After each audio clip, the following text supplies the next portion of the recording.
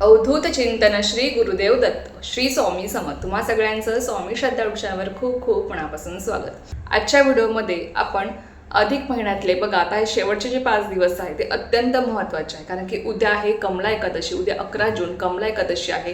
12 तारखेला आहे प्रदोष व्रत, 13 तारखेला आहे शिवरात्री, 14 आणि 15ला अमावस्या आहे. तर हे अधिक महिन्याचे शेवटचे 5 दिवस जे काही असणार आहे ते अत्यंत प्रभावी आणि तितकेच महत्त्वाचे आहे सेवेसाठी बघा. आणि हा अधिक महिना आता 33 महिन्यानंतरच येणार आहे, म्हणून तुमच्याकडनं आतापर्यंत ज्या काही सेवा घडल्या नाहीत त्या आपल्याला या 5 दिवसामध्ये करायच्या असतात. त्यातल्या त्यात आता प्रदोष व्रत आणि शिवरात्री आलेली आहे, जी भगवान शंकरांच्या सेवेसाठी अत्यंत महत्त्वाचे हे 2 दिवस असणार आहेत. त्यामुळे या 2 दिवशी आपल्याला भगवान शंकरांच्या जमेल तितक्या आपल्याला सेवा करायच्या आहेत बघा. जसे आपल्याला ब्रह्मदेव या जगात आणण्याचं काम करतात, म्हणजे जन्म देण्याचं काम करत असतात, त्याचप्रमाणे भगवान विष्णू हे पालन करत आहेत. आणि जे आपले भगवान शंकर आहेत, देवांचे देव महादेव आपण त्यांना म्हणतो, ते आपल्याला मोक्ष प्रदान करण्याचं काम करत असतात. आपल्या आयुष्याची सगळी संकटे, दुःख, त्रास जो काय तो दूर करतात आणि आपल्याला शेवटी मोक्ष प्रदान करत असतात. म्हणून भगवान शंकरांची सेवा आपल्याला करायची असते. आणि आता बघा की अधिक महिना आहे. अधिक महिन्यामध्ये आपण सगळ्या देवी देवतांच्या, आपल्या इष्टदेवतांच्या आपण सेवा करत असतो. नामस्मरण आपण केलेलं आहे, आपल्या यथाशक्तीनुसार आपण सगळ्या सेवा केलेल्या आहेत. पण या महिन्यामध्ये जर आपल्याकडनं भगवान शंकरांची कुठलीही सेवा घडली नसेल तर हे 2 दिवस त्यांच्या सेवेसाठी अत्यंत महत्त्वाचे आहे. आणि या 2 दिवशी तुम्ही त्यांची जेवढी सेवा कराल, अर्थात बघा अधिक महिना आहे, अधिक महिन्यातला प्रदोष व्रत आणि अधिक महिन्यातली शिवरात्री आहे, त्यामुळे तुम्हाला त्या सेवेचं फळ हे अधिक पटीनेच मिळणार आहे. म्हणून लक्षात घ्या की तुमच्याकडनं आतापर्यंत कुठलीही सेवा घडली नसेल भगवान शंकरांची, तर या 2 दिवशी तुम्हाला जमेल ती सेवा तुमच्या यथाशक्तीनुसार तुम्हाला करायची आहे. आता सगळ्यात प्रथम बघा की अधिक महिन्यामध्ये आता आधी एक प्रदोष व्रत होऊन गेलेलं आहे. प्रत्येक पक्षातील त्रयोदशीला प्रदोष व्रत येत असतं. मग एक प्रदोष व्रत आधी होऊन गेलेला आहे, आता पुन्हा एक प्रदोष व्रत आलेला आहे जो 12 तारखेला आहे. आणि 13 तारखेला बघा आपल्याला शिवरात्री असणार आहे. तर प्रदोष व्रत म्हणजे काय, प्रदोष व्रत का करायचं असतं, तर प्रदोष व्रत हे आपल्याला स्वकल्याणासाठी करायचं असतं. भगवान शंकरांच्या सेवेसाठी अत्यंत प्रभावी व्रत म्हणजे प्रदोष व्रत आहे. आणि जो कोणी भक्त प्रदोष व्रत करतो त्याच्या सगळ्या इच्छा, मनोकामना भगवान शंकर पूर्ण करत असतात. प्रदोष व्रत हे भगवान शंकरांचं सगळ्यात आवडीचं व्रत आहे, त्यांना अतिशय प्रिय आहे व्रत. आणि म्हणूनच बघा भगवान शंकर हे भोलेनाथ सुद्धा आहे. आपल्या भक्तांच्या इच्छा ते लवकरात लवकर पूर्ण करतात. किंवा बघा त्यांच्या भक्तांनी जर त्यांना फक्त लोटाभर जल जरी अर्पण केलं तरी सुद्धा ते त्यांच्या भक्तांवर प्रसन्न राहत असतात आणि त्यांच्या इच्छा मनोकामना ते पूर्ण करत असतात, त्यांच्या पाठीशी ते राहत असतात. म्हणून भगवान शंकरांना आपण भोलेनाथ म्हणतो, कारण की ते आपल्या भक्तांवर लवकर प्रसन्न होत असतात. म्हणून लक्षात घ्या की भगवान शंकरांची आपल्याला जमेल ती, तोडकी मोडकी आपल्याला जशी जमेल तशी आपल्याला सेवा करायची आहे. फक्त आपला भाव शुद्ध पाहिजे, आपलं मन पवित्र पाहिजे आणि आपलं अंतःकरण शुद्ध ठेवून आपल्याला ही सेवा करायची आहे. की भगवान शंकरांच्या आपल्याला कुठल्या सेवा करायच्या आहेत, तर अर्थात उद्या कमला एकादशी आहे. उद्या आपल्याला भगवान विष्णूंसाठी सेवा करायच्या आहेत. कुठल्या सेवा करायच्या आहेत, काय करायच्या आहेत, ही संपूर्ण माहिती मी तुम्हाला कालच्या व्हिडिओमध्ये शेअर केलेली आहे. तो व्हिडिओ तुम्ही बघितला नसेल तर अवश्य बघा आणि त्या सेवा करा. आणि जे उपाय तुम्हाला सांगितले आहेत इच्छा मनोकामना पूर्ण होण्यासाठी, ते नक्की करण्याचा प्रयत्न करा. आता 12 तारखेला प्रदोष व्रत आणि 13 तारखेला शिवरात्री आलेली आहे, तर त्याविषयी आपण आजच्या व्हिडिओ माहिती बघणार आहोत की आपल्याला कुठल्या सेवा या दिवशी करायच्या आहेत आणि आपल्याला काय करायचं आहे काय नाही, जेणेकरून आपल्या इच्छा मनोकामना पूर्ण होतील, आपल्या आयुष्यातली सगळी संकट, दुःख, अडचणी नक्कीच टळतील, भगवान शंकरांची कृपा आपल्याला प्राप्त होईल. आणि अर्थात अधिक महिना असल्यामुळे अधिक महिन्याचं जे काही फळ आहे, आपण या महिन्यात ज्या काही सेवा करतो, जे काही नामस्मरण आपण करतो, जे काही कर्मफळ आपण करतो, त्याचं फळ आपल्याला अधिक प्रमाणामध्ये मिळत असतं. आणि म्हणूनच आपल्याला हे 2 दिवस भगवान शंकरांच्या सेवेसाठी द्यायचे आहेत, ते म्हणजे शिवरात्री आणि प्रदोष व्रत. आता बघा 12 तारखेला तुम्हाला ज्यांना प्रदोष व्रत करण्याची इच्छा आहे त्यांनी नक्कीच 1 दिवसासाठी सुद्धा तुम्ही प्रदोष व्रत करू शकता. 1 दिवसासुद्धा तुम्ही प्रदोष व्रत करू शकता. असं अजिबात नाही की प्रदोष व्रत केलं म्हणजे तुम्हाला ते कायमस्वरूपी करावं लागतं, असं अजिबात नाही. तुम्ही प्रदोष व्रत तुमच्या इच्छेनुसार तुम्ही 1 दिवसासुद्धा करू शकता, काहीच हरकत नाही. आता हे अधिक महिन्याचं प्रदोष व्रत आहे, त्यामुळे ज्यांना इच्छा आहे त्यांनी नक्कीच 1 दिवसाचं प्रदोष व्रत तुम्ही करू शकता. काय करायचं आहे, सकाळी अगदी तुम्हाला लवकर उठून शुचिर्भूत व्हायचं आहे. आपले नित्यकर्म तुम्हाला आटपून घ्यायचे आहेत. आपल्या घराचा उंबरठा मुख्य दरवाजा तुम्हाला स्वच्छ करायचा आहे. भगवान शंकराची पिंड असेल तर अतिशय उत्तम आहे, नसेल तर तुम्ही तुमच्या जवळपासच्या भगवान शंकराच्या मंदिरात तुम्ही जाऊ शकता. आता बघा तुम्हाला काय करायचं आहे, तुम्हाला संकल्प सोडायचा आहे. तुम्ही जे काही प्रदोष व्रत करणार आहे 1 दिवसाचं, त्यासाठी तुम्हाला संकल्प सोडायचा आहे. भगवान शंकरांना तुम्हाला प्रार्थना करायची आहे. सगळ्यात प्रथम हातामध्ये पाणी घेऊन त्यामध्ये तुम्हाला हळद कुंकू अक्षर टाकायचे आहेत, फूल टाकायचं आहे आणि तुम्हाला म्हणायचं आहे भगवान शंकरांना की मी तुमचं 1 दिवसाचं हे प्रदोष व्रत करत आहे. माझ्याकडनं हे व्रत तुम्ही निर्विघ्नपणे पूर्ण करून घ्या. माझ्याकडनं जास्तीत जास्त सेवा तुम्ही करून घ्या, कारण की सगळे काही करणारे तेच आहेत, आपण फक्त निमित्त मात्र असतो. तर माझ्याकडनं जास्तीत जास्त सेवा तुम्ही करून घ्या आणि तुमची जी काही इच्छा आहे तुम्हाला भगवान शंकरांना सांगायची आहे. आणि अशा प्रकारे तुम्ही संकल्प सोडू शकता. संकल्प सोडल्यानंतर बघा अर्थातच काय, तुमच्या देवघरामध्ये भगवान शंकराची पिंड असेल तर अतिशय उत्तम आहे. तुम्हाला काय करायचं आहे, ती भगवान शंकराची पिंड तुम्हाला तामणामध्ये काढून घ्यायची आहे आणि तुम्हाला अभिषेक करायचा आहे. जर तुम्हाला सेपरेट पूजा मांडायची असेल तुम्ही पाट घेऊ शकता, चौरंग घेऊ शकता. त्यावर तुम्हाला पांढऱ्या रंगाचं वस्त्र अंथरायचं आहे. सगळ्यात आधी दिवा प्रज्वलित करून घ्यावा. एक ताम्हण त्या पाटावर चौरंग तुम्हाला ठेवायचा आहे. त्यावर तुम्हाला भगवान शंकरांची पिंड ठेवायची आहे आणि त्यावर तुम्हाला अभिषेक करायचा आहे. अभिषेक तुम्ही पाण्याने करा, दुधाने करा किंवा पंचामृताने करा. जर तुम्ही पंचामृताने किंवा दुधाने अभिषेक करणार असाल तर सुरुवातीला तुम्हाला 5 पळ्या पाण्याने अभिषेक करायचा आहे. अभिषेक करताना तुम्ही ओम नमः शिवाय किंवा नमः शिवाय या मंत्राचा तुम्ही जप करू शकता. त्याचबरोबर तुम्ही पुन्हा 5 पळ्या तुम्ही पंचामृताचे किंवा दुधाने तुम्ही अभिषेक करू शकता. त्यानंतर पुन्हा 5 पळ्या तुम्ही पाण्याने अभिषेक करू शकता. अशा पद्धतीने तुम्ही अभिषेक करून झाल्यानंतर तुम्हाला पिंड स्वच्छ धुवून घ्यायची, पुसून घ्यायची, त्यांची तुम्हाला स्थापना करायची आहे. अर्थात पिंड आपल्याला डायरेक्ट खाली ठेवायची नसते, त्यावर तुम्हाला त्याखाली तुम्हाला अक्षर ठेवायचे असतात, अखंड अक्षरदा, आणि त्यावर तुम्हाला पिंड ठेवायची असते. त्यानंतर तुम्हाला जमतील त्या सेवा तुम्हाला दिवसभरामध्ये भगवान शंकरांसाठी करायच्या आहे. मग यामुळे तुम्ही शिवलीलामृत ग्रंथाचा 11वा अध्याय तुम्ही दिवसभरामध्ये पठण करू शकता.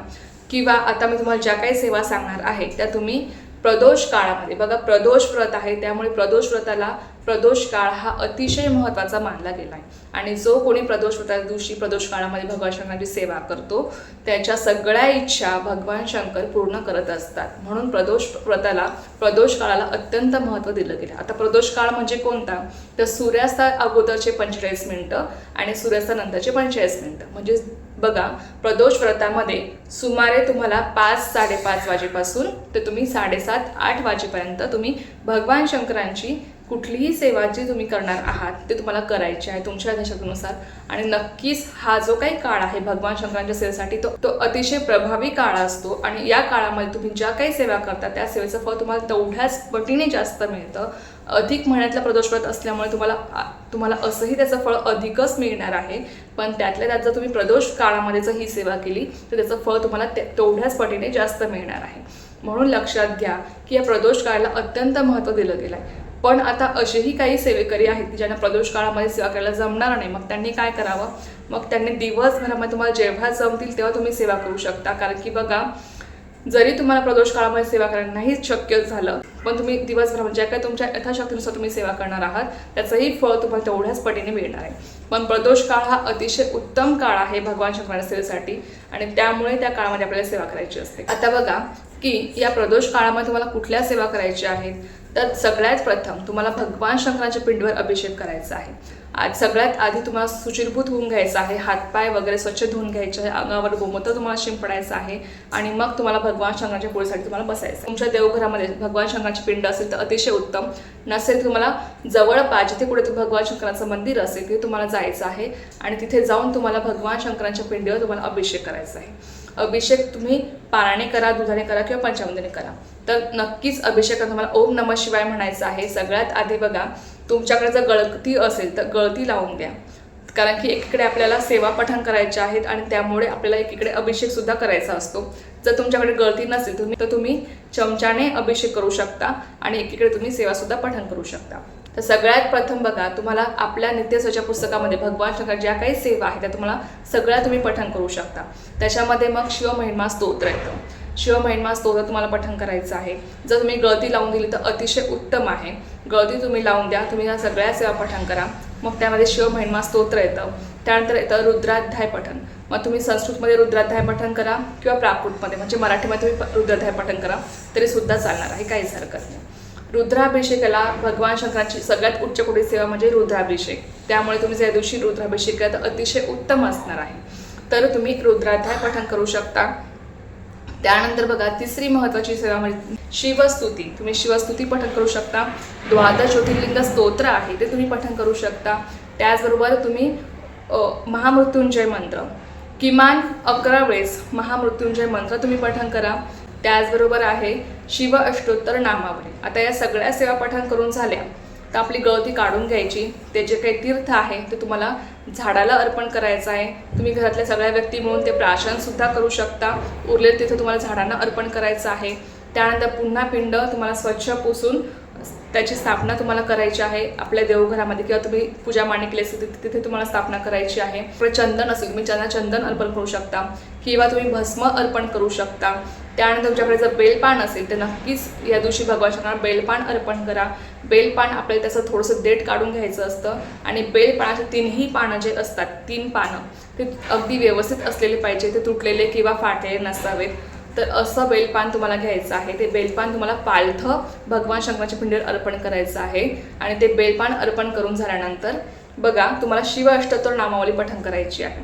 आता तुमच्याकडे जर 108 बेलपान असतील तर अतिशय उत्तम. तुम्ही एक बेलपान अर्पण करत तुम्ही भगवान शंकराची 108 नावे पठण करू शकता. किंवा जर 108 बेलपान तुम्हाला नाही मिळालं तुम्ही एकच बेलपान भगवान शंकरांची 108 नावे घेऊन तुम्ही अर्पण करू शकता. काय करायचं, एक बेलपान अर्पण करायचं, भगवान शंकरांचं एक नाव घ्यायचं ओम शिवाय नमः. त्यानंतर दुसरं परत ते बेलपान उचलून घ्यायचं, पुन्हा दुसरं नाव घ्यायचं ओम महेश्वराय नमः. पुन्हा ते बेलपान अर्पण करायचं, पुन्हा ते बेलपान उचलून घ्यायचं, तिसरं नाव घ्यायचं ओम महादेवाय नमः. पुन्हा ते बेलपान अर्पण करायचं. अशा पद्धतीने तुम्ही भगवान शंकराची 108 नावे घेत तुम्ही एकच बेलपान भगवान शंकरांना 108 वेळेस तुम्ही अर्पण करू शकता.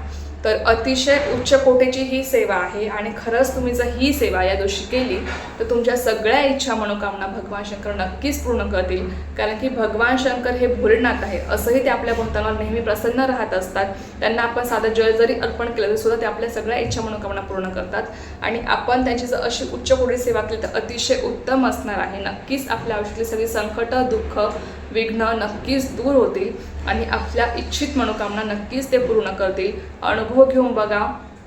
शेवटी आपला हा सेवेचा बॅलेन्स मागे पडणार आहे आणि हा बॅलेन्स आपल्याला नक्कीच संकट काळामध्ये कामी येत असतो. तर नक्कीच तुम्हाला या पद्धतीने सेवा करायची आहे. दुसऱ्या दिवशी शिवरात्री आहे. ज्यांना प्रदोष काळी जमलं नाही सेवा करायला त्यांनी शिवरात्रीला सेवा करायची आहे. किंवा तुम्ही या दोन्ही दिवशी या सगळ्या सेवा तुम्ही करू शकता.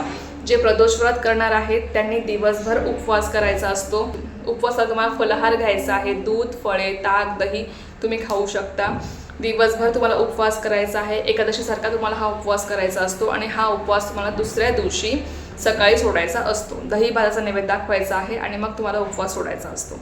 तर अशा पण तुम्हाला हा प्रदोषवाचा उपवास करायचा असतो. ज्यांना उपवास करणं शक्य नाही आहे त्यांनी फक्त सेवा करा किंवा ज्यांना सेवाही करणं शक्य नाही त्यांनी फक्त या 2 दिवस ओम नमः शिवाय ओम नमः शिवाय शक्य होईल तेवढं नामस्मरण करा तरी सुद्धा त्याचं पुण्यफळ तुम्हाला तितक्याच पटीने मिळणार आहे.